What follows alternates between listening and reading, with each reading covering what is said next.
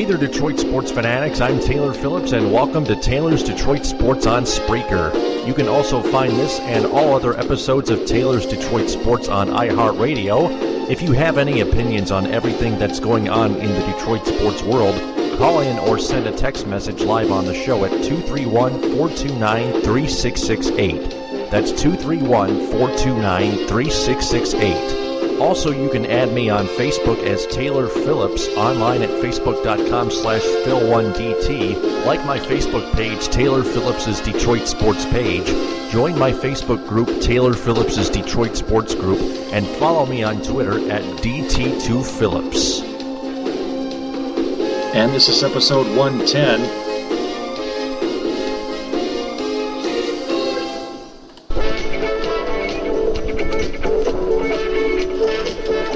Going to talk about some wings. Pistons blowing one against the worst team in the NBA to prove that they're the worst. Michigan basketball getting upset by NJIT, just the way Michigan football got upset by Appalachian State 7 years ago.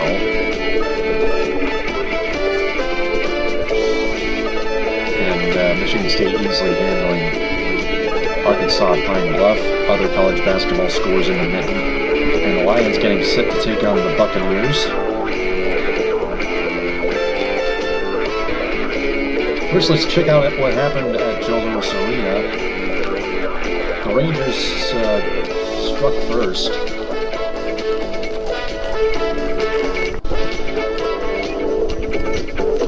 With a backup with a beautiful spinorama reverse backhand shot by Kevin Klein that went into the net. Made it 1-0 NYR with just 9:31 into the game. And then 5 minutes and 17 seconds later, Rick Nash took advantage of another defensive mistake, assisted by Derek Brassard. 2-0. Brassard, as you may recall, got the game winner in overtime in the first meeting at Madison Square Garden to help the Rangers to a 4-3 win.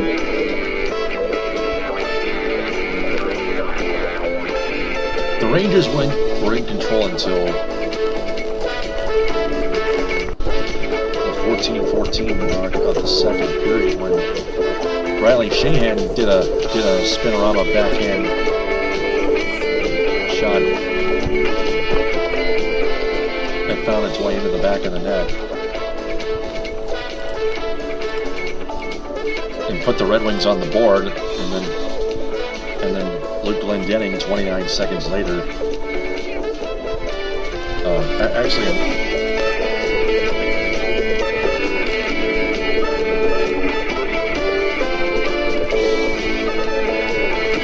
Tied the game.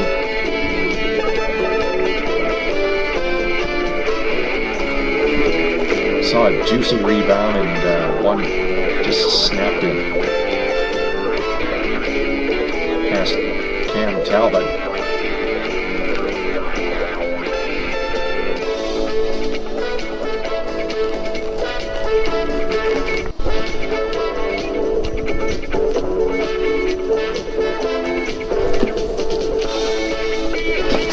Rangers were headed to a power play with about a minute left.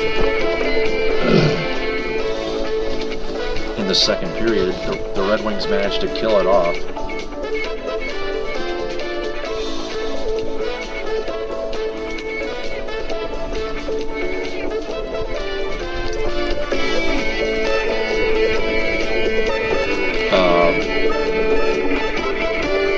Then Darren Helm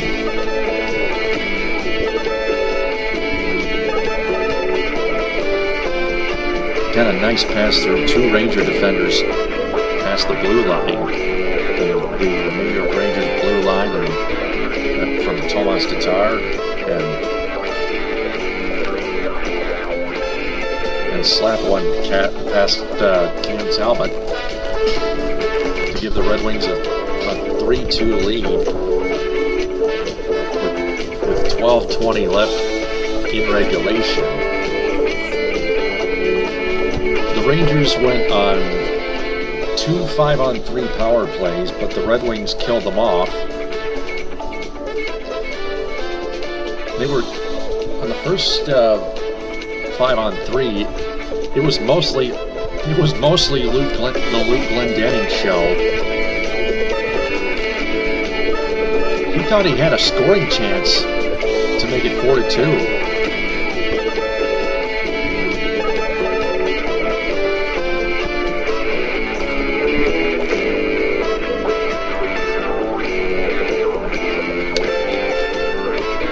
Right after Kyle Quincy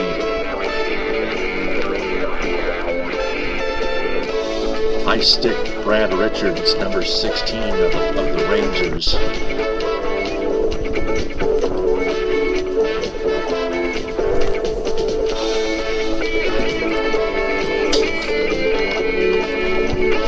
And Richards was bleeding, so that was a 4-minute penalty. Glendening managed to peel off the 5-on-3, but then Erickson hooked another Ranger player, and they called him for high sticking instead of hooking. Either way, it's a 2-minute penalty. Mike Babcock was so furious that he thought there should not have been a penalty at all.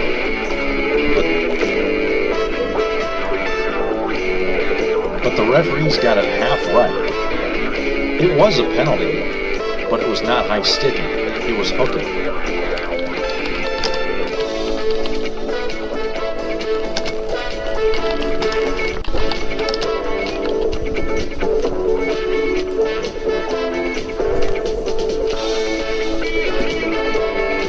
So the Rangers went on a second 5-on-3 power play for 1 minute and 49 seconds. And Drew Miller had his twig snapped in two. And the Rangers missed the net a couple times and got ironed once. Hit one post. And the Red Wings held on for dear life. And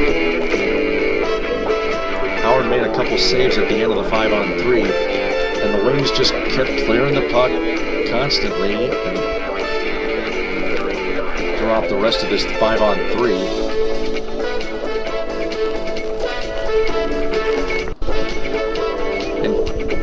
And abracadabra, hocus pocus, Shazam! This whole long commercial-free penalty kill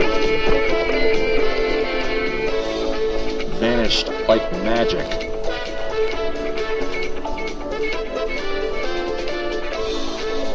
And the Red Wings then held on.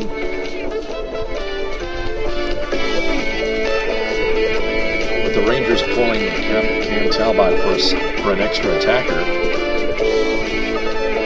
And the Rangers had the puck stuck in one of the players' equipment or gear, and the referees did a good job. The linesman did a good job calling the offside on that. The Red Wings got a huge break, and they sent the faceoff all the way to the Rangers zone with 0.3 of a second left. And that was the dagger in the heart. That was like the self-destruction dagger in the Rangers' hearts right there.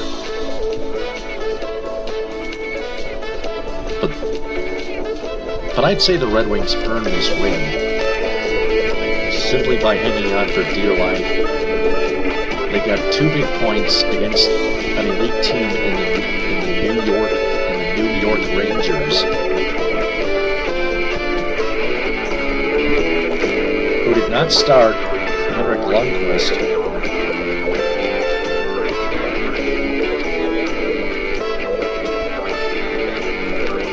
should have, even though he gave up 3 goals in his last meeting against the Wings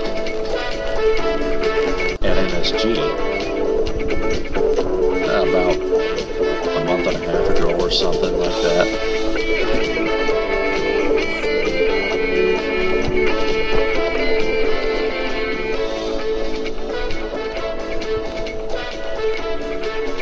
Anyway, the Red Wings held on to win 3-2.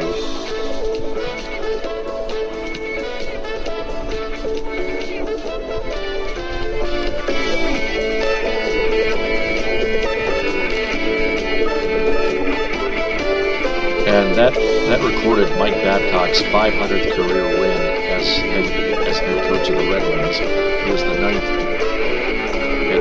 NHL head coach to reach that milestone. So congratulations, Mike Babcock.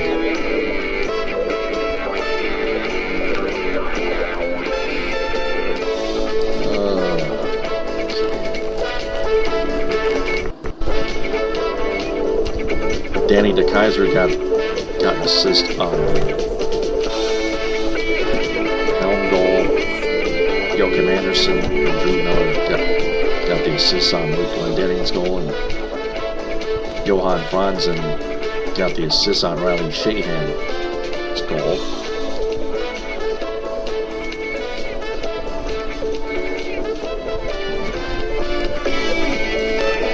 I missed the 3 stars of the game, so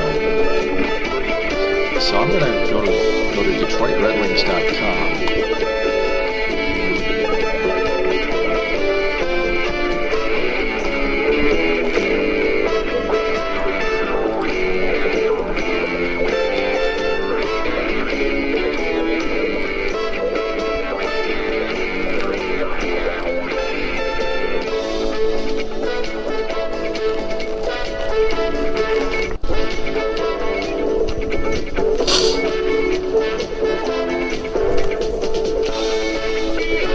Glendenning's goal was a forehand shot, not a backhander.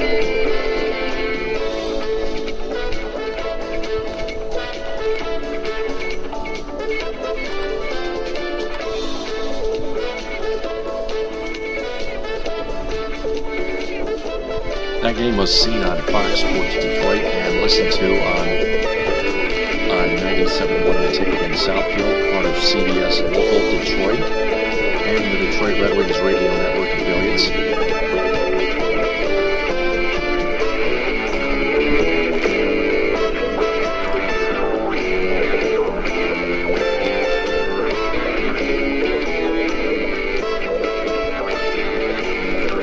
Okay, the 3 stars of the game.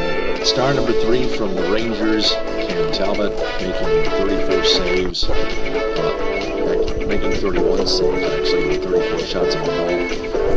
Jimmy Howard was the second star, making 27 saves. And the first star of the game goes to Darren Helm, who scored the game winner in the third period with 12:20 left.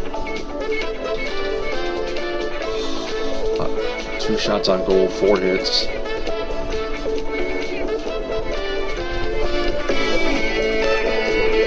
Nobody on either team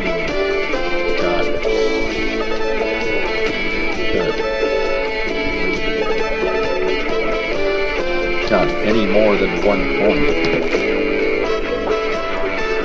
in tonight's game at Joe Louis Arena. The Red Wings go to Raleigh, North Carolina, and play the Carolina Hurricanes tomorrow at 5 p.m. Eastern Time.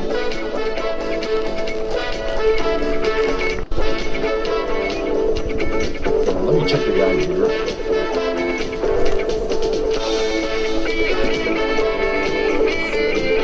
Fox Sports Detroit here.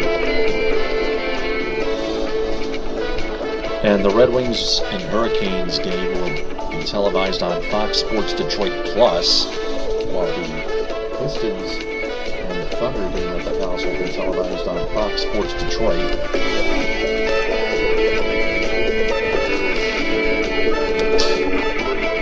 I'll get to the Pistons in a second, but in about a minute, but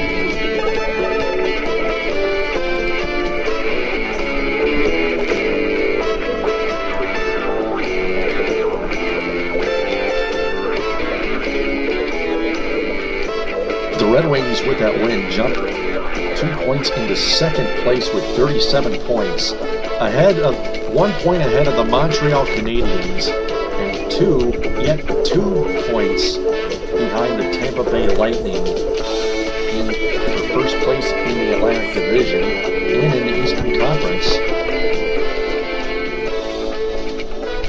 They're still 1 point behind both the Pittsburgh Penguins and New York Highlanders, who are tied with 38 points for the lead in the Metropolitan Division. The Washington Capitals hold the third spot in the Metro Division with 28 points. Yikes. And the Toronto Maple Leafs and the Boston Bruins are tied for the first wild card spot in the Eastern Conference with 31 points. And the Carolina Hurricanes are dead last in the Eastern Conference with just 19 points. 8-14-3 is their record in 25 games. They have lost 7 in regulation out of their last 10 games. They're 5-5-1 at home.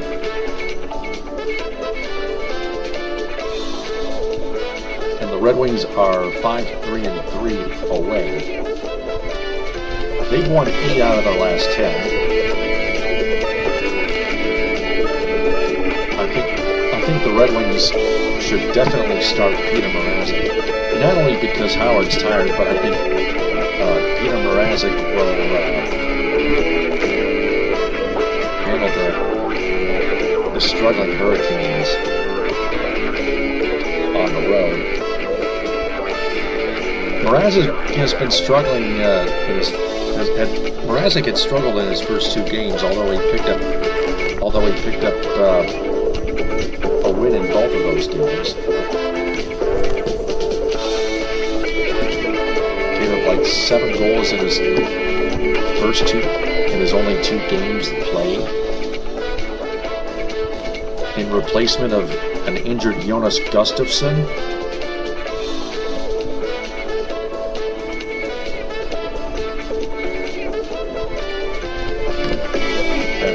Ohio State and Wisconsin. Ohio State, the Buckeyes shell the Badgers 59-0 to win the Big Ten championship.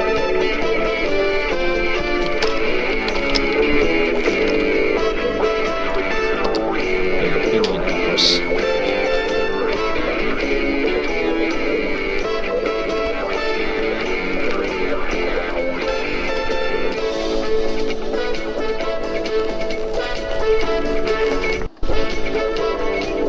Again, you can catch the Red Wings Hurricanes game on Fox Sports Detroit Plus with Ken Daniels and Chris Osgood. Mickey Redmond doesn't commentate too many road games. This one's farther down southeast of this border.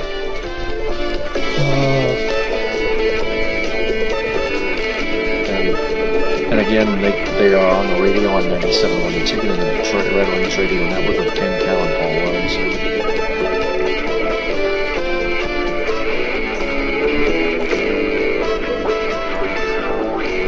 Okay, now to the Pistons. They lose 108-101 in overtime to the 2-17 Philadelphia 76ers. The Pistons now fall to 3-17.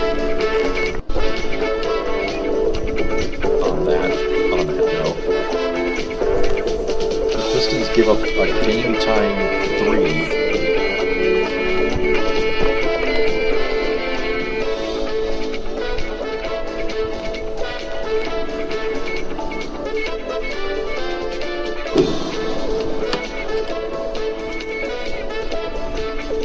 And have lost 11 straight.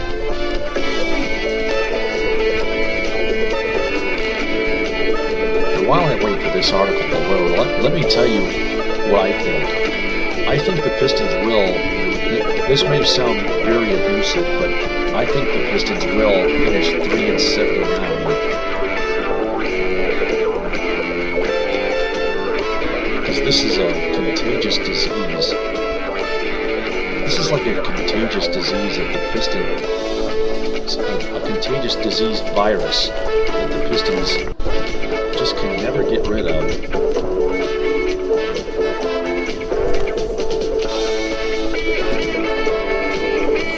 That three was scored by Hollis Thompson of Philadelphia with 13 seconds left.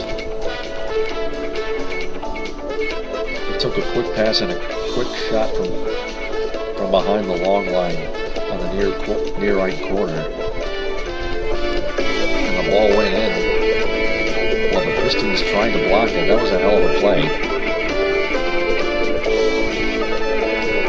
But overall, the Pistons defense is crap. Still, it's always crap. Always gives up over 100 freaking points per game. 108, for example, tonight.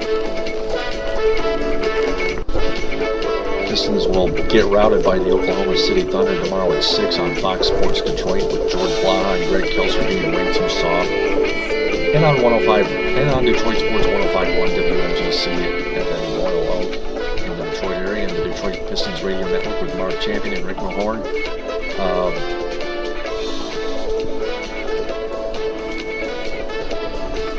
Pistons only get a free throw in overtime, no field goals. They suck mightily horribly in overtime.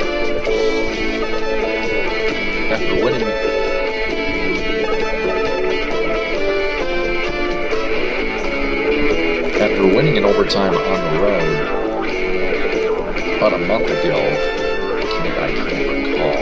Let me check the schedule.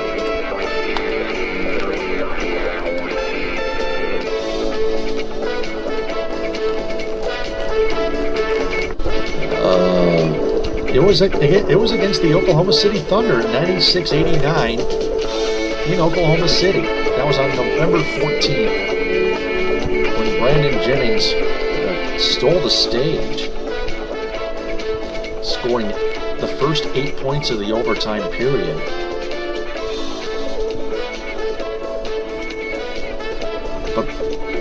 But that's why the Thunder are looking for total revenge.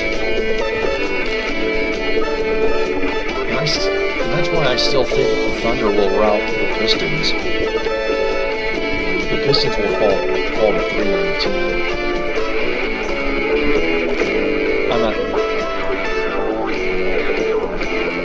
I'm not saying. Well, actually, I am saying that it is possible the Pistons can go 3-79 this season. The way their horrible 11-game skid has been going and counting, it will increase to 12 and beyond. No doubt. They will be a hell of a lot worse than the Philadelphia 76ers.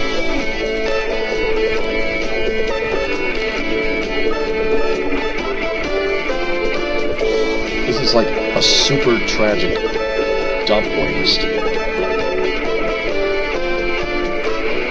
The Pistons are a major, disastrous, super dumpster fire. Or whatever the heck you call it. And now to Michigan. They get upset by the New Jersey Institute of Technology, Highlanders, at Crisler Center.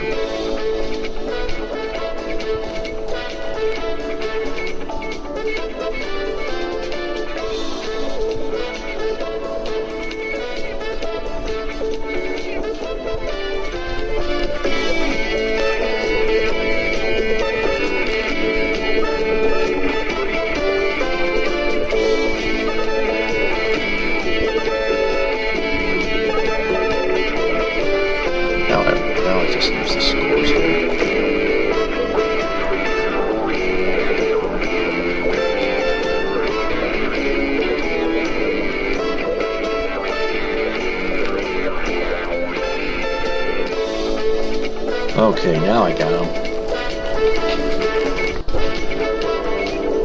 72-70 was the final.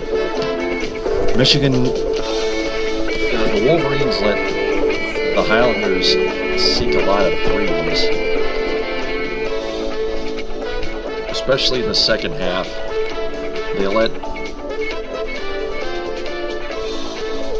a heavy underdog hang around, and they let them beat them. Just the way they almost let Syracuse beat them.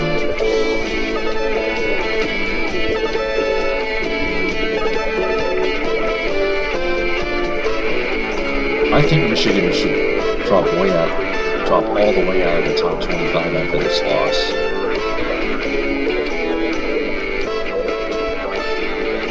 To the Highlanders, who are now improved to 3-5. Michigan now is 6-2.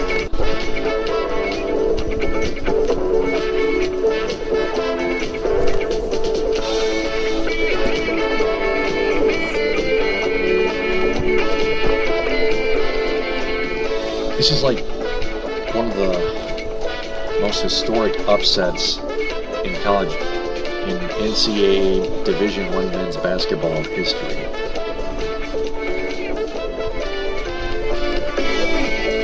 Kind of the way the Michigan Wolverines football team got upset by the Appalachian State Mountaineers 7 years ago in 2007 when Boyd Carr was coaching the Wings in Blue.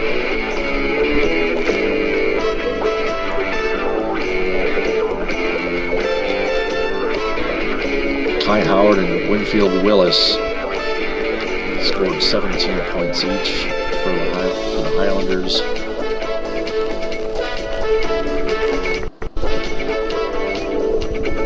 Who pulled the upset on the road.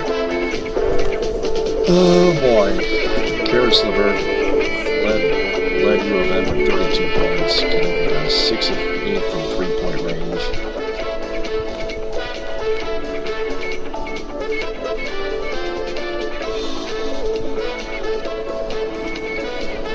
Okay. Michigan head coach John Beilein said, well, New Jersey, the better team than anyone, going to grow from it. Over the time that I've been here, actually in all the years of coaching, there's moments in the season that make you a lot better. My hope is that this will be one of them.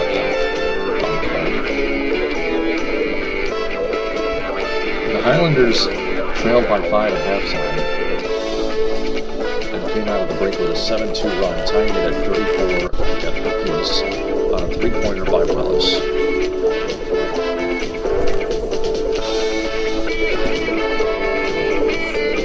And then the Highlanders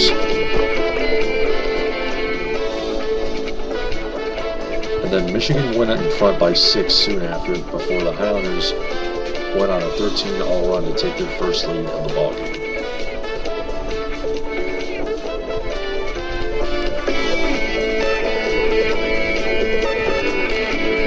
I'm gonna stop right here. Cut this here. Michigan is home against Eastern Michigan at 9 o'clock on Tuesday on ESPNU.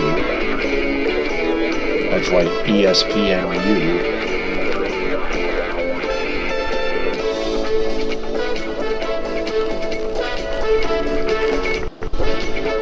Which loss was more devastating? The Pistons lost to the 76ers, or the Wolverines men's basketball loss to the New Jersey Institute of Technology Highlanders? You tell me. Call in or text live on the show at 231-429-3668. Just call in or text name and town, please. Name and town. 231-429-3668.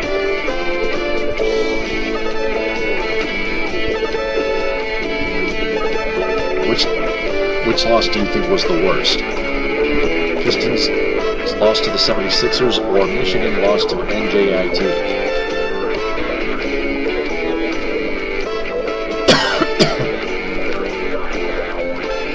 Moving on to Michigan State, they rocked the Spartans rocked the Arkansas-Pine Bluff Golden Lions 85-52 at Breslin Center. Travis Price and Matt Costello each scored 15 points. Brandon Dawson scored 12. He came up with 7 rebounds, and Brent Forbes added 12 as well. They were coming off back-to-back losses, including a 1-point overtime setback to Notre Dame on Wednesday.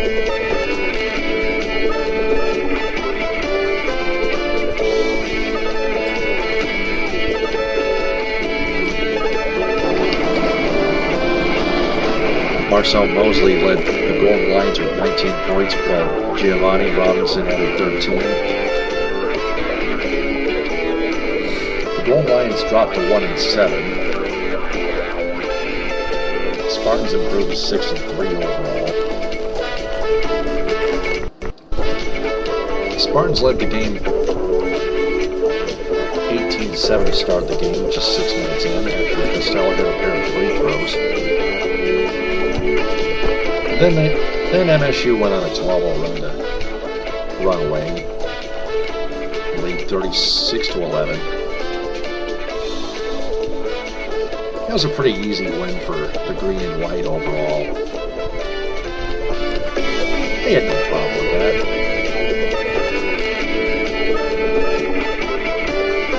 It looks like the Spartans are on break for final exam this week.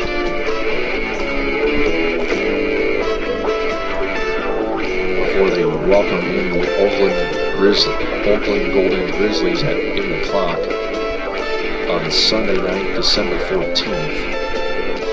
That's a week from what is now today. That's on ESPNU as well.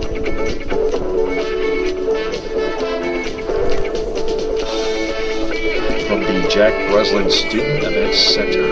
You can catch that. You can catch all Spartan games on the Spartan Sports Network. All Spartan sporting events. Football, hockey, basketball, women's basketball, baseball, softball.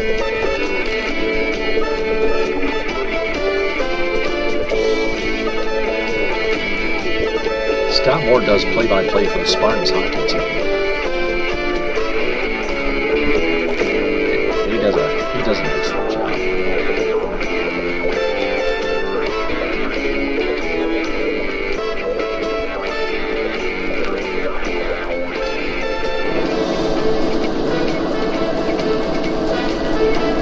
Other scores from the state of Michigan. The Chippewas run away.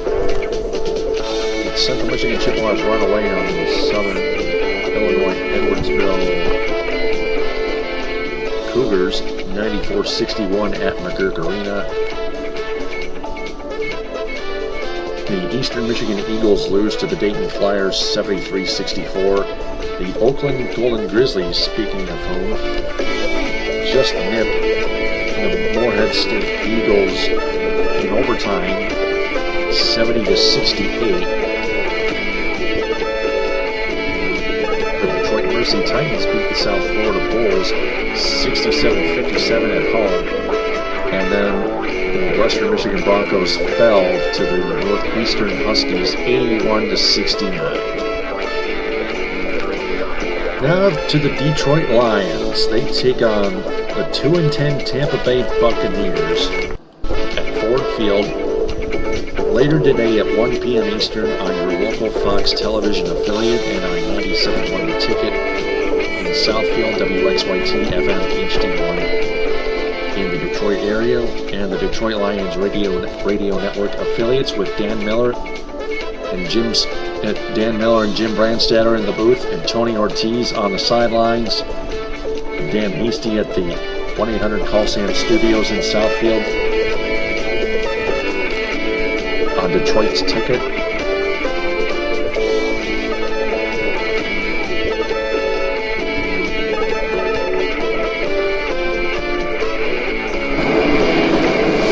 like I said earlier, Reggie Bush, Larry Warford, and Riley Reef are returning from injuries. The Lions' offense will be in full strength for sure, but their defense will still miss Nick Fairley, who is still out with his injury.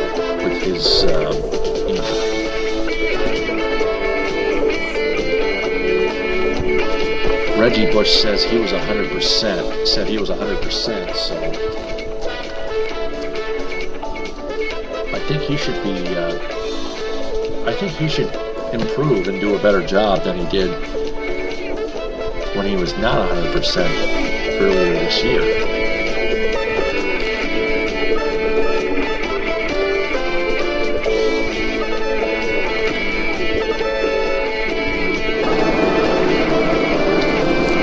Lions are coming off a 34-17 win over the Buccaneers. Over the Bears of Chicago at home on Thanksgiving Day. While the Buccaneers at home lost to the Cincinnati Bengals 14-13. Their last game. The Buccaneers just can't win. I predict the Lions to win 35-10. I think Stafford and his offense will continue to keep the momentum going, and their defense will keep doing their thing.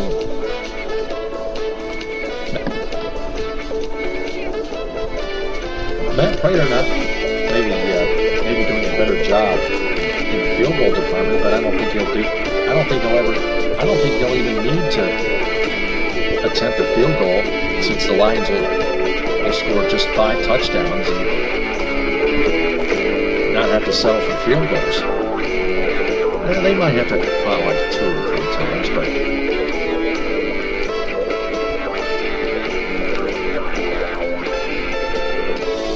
their defense is going to sack Josh McCown numerous times. Josh McCown. Not McCann. McCown.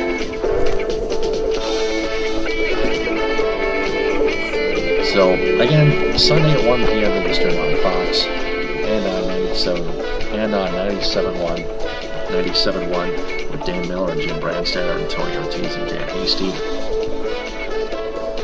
Catch the pre-game with Pat Caputo at 11 a.m. Eastern, and then Miller and Brandstatter and Tony Ortiz and Dan Hasty and 20-minute Michael O'Hara from DetroitLions.com. Head coach Jim Caldwell with his pre-game interview. All back in the noon hour before kickoff.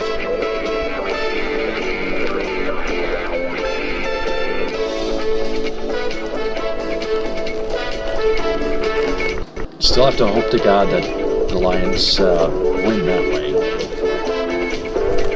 Can't count out the Buccaneers though, but I still think the Lions win 35-10. I just think the Lions are too much for the Buccaneers. The Lions are a very hungry team.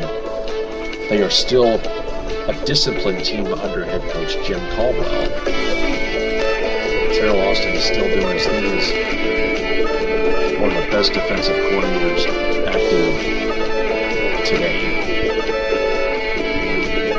And Joe Lombardi is getting the ball rolling again. So that's going to do it for Taylor's Detroit Sports episode round 10. I'll be back with episode 111. On Spreaker and on iHeartRadio. And I'll be on Blog Talk Radio later tonight at 11 p.m. Catch me on that as well. Until then, this is Taylor Phillips saying TTFN, ta-ta for now. Thanks for downloading and listening. Find me on Facebook and Twitter.